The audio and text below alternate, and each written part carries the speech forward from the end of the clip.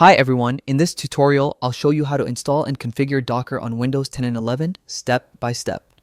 Docker is a powerful tool that helps you run applications in isolated containers, making development and deployment much easier.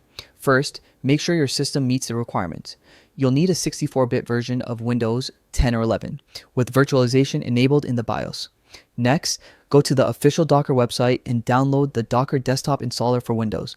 Once the download is complete, double-click the installer to start the setup. Follow the on-screen instructions and choose the default settings unless you have specific preferences.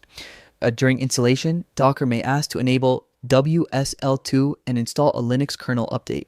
Allow it, as this is required for Docker to run smoothly. After installation, restart your computer if prompted. Once your system restarts, open Docker Desktop.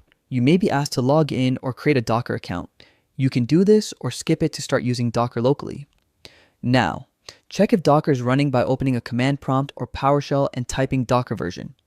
This will show the installed version and confirm everything is working correctly.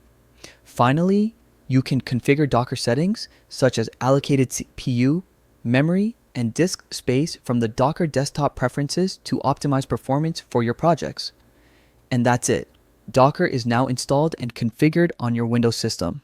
You're ready to start running containers and developing applications in an isolated, reliable environment. Thanks for watching, and I'll see you in the next tutorial.